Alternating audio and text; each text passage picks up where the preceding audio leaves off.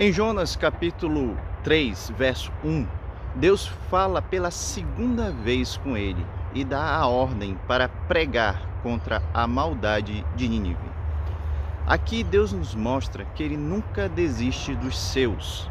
A disciplina do Senhor para aqueles que são desobedientes a ele tem um tempo. E esse tempo é finito, acaba.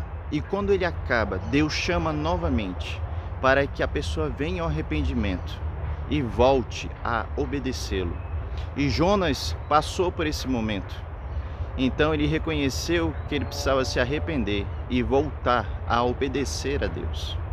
Nos últimos dias, Deus falou de uma maneira mais graciosa e poderosa através da morte do seu Filho Jesus, que morreu no meu e no teu lugar, para que nós possamos, pela fé em Cristo Jesus, receber a justiça de Cristo para obedecer e perseverar em obedecer ao Senhor. Sim, Jesus ressuscitou para a nossa justificação. Por isso que todo aquele que se arrepende e crê, é porque recebeu a fé justificadora para crer em Cristo Jesus. E recebeu também a imputação da justiça de Cristo, que é obedecer a Deus, mesmo que nós soframos até a morte, e sofrer pela igreja do Senhor, sofrer, amar a igreja, congregar, viver em comunhão. Essa é a justiça de Cristo Jesus, que nos capacita pela fé somente a vivê-la. É pela fé em Cristo Jesus que conseguimos obedecer a Deus e nos sacrificar de forma amorosa, ter um amor sacrificial e incondicional pela igreja, apesar de todos os pecados e das nossas falhas, porque Cristo Jesus não desistiu de nós.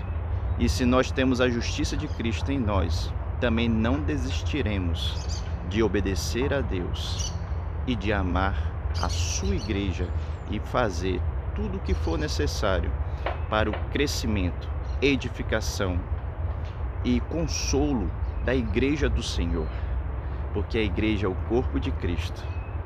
Se você está fora da igreja, arrependa-se dos seus pecados, volte para a igreja, congregue, entregue-se à obra de Cristo, produza frutos justos, dignos da justiça de Cristo Jesus. Se você recebeu a justiça de Cristo pela fé, você é capaz de produzir frutos da justiça de Cristo Jesus. E um deles é perseverar na obediência, amar a sua igreja, viver em igreja, viver com o corpo de Cristo, se santificar, fugir dos pecados e pregar o seu evangelho, pregar a palavra de Deus contra a maldade da cidade onde você está. Pregue o evangelho. Somente o evangelho pregado pode trazer fé, transformação e novo nascimento. Você que está me ouvindo, que não conhece Jesus, você precisa nascer de novo, precisa se arrepender dos seus pecados, para que você nasça de novo, receba a fé, e essa fé vai te fazer viver pela fé no Evangelho, e na contramão deste mundo, para obedecer a Cristo Jesus. Assim como Jonas foi na contramão da cidade de Nínive, que era uma cidade maldosa, uma cidade idólatra, uma cidade que não queria saber de Deus. Você, ao pregar o Evangelho, você vai andar na contramão da tua cidade, numa cidade idólatra, uma cidade que vê até a homossexualidade como algo permitido por Deus, mas não é. Vê a mentira como algo necessário, mas não é. Uma cidade que preza pela corrupção, pela idolatria, pela mentira, é uma cidade que não vive a justiça de Cristo Jesus. Então, se você quer mudar a sua cidade, se você quer mudar a sua vida, só existe um caminho, e esse caminho é uma pessoa, Jesus Cristo. o Salvador. Ele é o caminho, a verdade e a vida. Ele é o único caminho para voltarmos a ter comunhão com o Pai. Ele é o único caminho para sermos feitos filhos de Deus pela fé, sermos adotados como seus filhos. Só é possível ser filho de Deus através da adoção, através da fé em Cristo Jesus.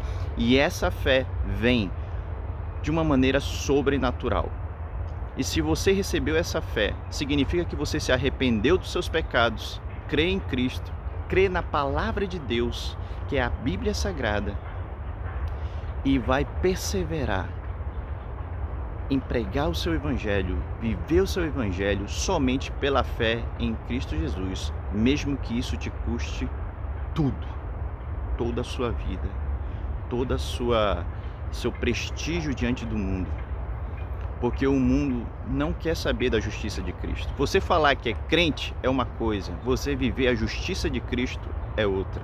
Aqueles que são crentes em Cristo Jesus buscam conhecer a justiça de Cristo e vivê-la.